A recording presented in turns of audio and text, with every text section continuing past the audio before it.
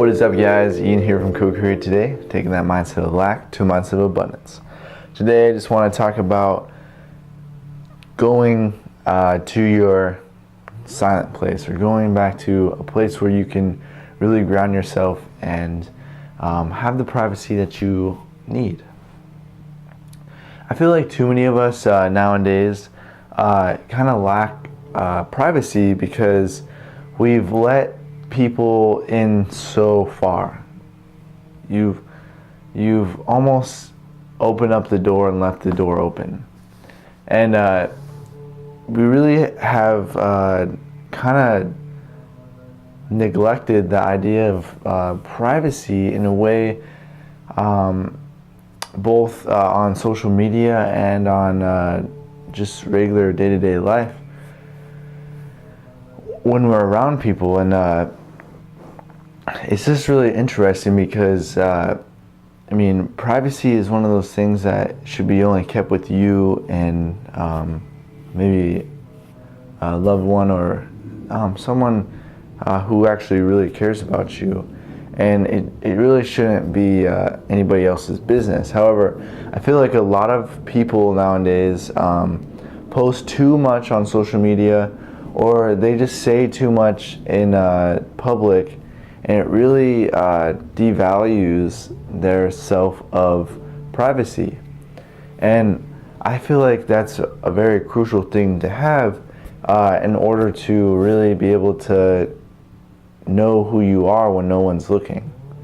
And isn't that the idea of growing and becoming enlightened? Is becoming who you are, and no one else, and no one really else has a huge impact on how you live your life.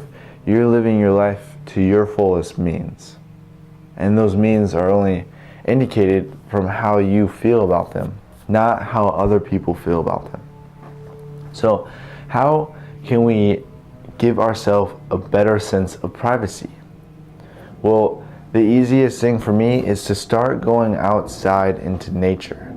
And even though there might be people outside, if you go deeper and deeper into the nature, in Arizona it's like more and more into the desert. For other places it's more in the mountains or whatever, and just be able to go out there and just ease your mind. And I feel like that might be another thing. People don't have much self-privacy because they're always caring what other people think, always worrying about others. Now, if we could just take a step back and go ground ourselves and not need anybody supplying us with energy, or just being around us, we don't need that. But when we go out in nature and really begin to quiet down our minds and then really live in the moment, I feel like that's the first step to really engaging more self-privacy. And now as you go on with your day-to-day life, one thing is to never say like too much. Obviously you're gonna have to talk, but don't give off too much information about things that are private to you. I feel like that's when we get into problems, is when we talk about these issues to people that we're not very trustworthy with, and then that word kind of gets around because you let it do so. Now when we can quiet ourselves and not talk about these things all the time, that's when they don't come into fruition. They don't come back around and bite our ass. So really keep your confidential, and it doesn't even have to be that confidential. It could be just like stuff that's on your mind, like just things that are going through your life at that time, and they're on your mind. If you can keep those thoughts to yourself, or to share it with a loved one, someone who really cares after you, rather than a coworker or an acquaintance, because they're going to take that energy and they're going to shoot it right back out, and because they don't deserve, or they don't want anything to do with that energy, and it's just not very not compatible. It's not appreciated as much. So don't talk about your problems, and don't talk about things. Don't complain to other people, because when we complain, we give away our power. But when we don't complain and we keep our ground, that's how we raise our power. We get stronger and stronger. So I really encourage you to, instead of complaining, encourage. If you can encourage others to be great and be awesome and make people smile, it's more or less going to reverberate to you.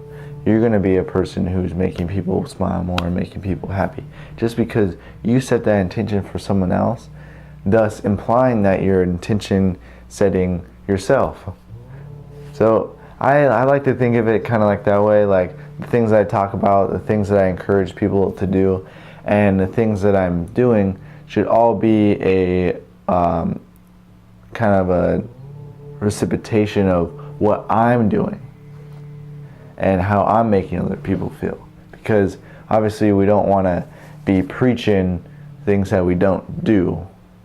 That's called being a hypocrite, and as far as I can see, people do not like hypocrites. So that's probably step number 3, is don't be a hypocrite. Don't do or don't tell stuff to people that you're not willing to do, because not only does that destroy trust, but it also can destroy self-confidence. When you say that you're going to do something and you don't come through with it, that is so detrimental to your well-being that it's almost destructive. You almost will bury yourself and get right back to where you were in the first place, if not worse. So don't be a hypocrite, and really understand that the morals and values that you give others should exactly be like a reflection of who you are every day yourself. So really focus on being that moral person who encourages others and is grounded, who doesn't say much, but when they do talk, they encourage and they really uplift others, making themselves uplifted as well. So it's kind of like a back and forth thing. You do something and it's going to come back. It's a law of karma. Like, if you can understand that, you might be able to really be able to catch on to how your everyday life in your privacy can become more of yours, and how you can use that to really facilitate to others. So have a beautiful day, guys, and I'll catch you later. Namaste.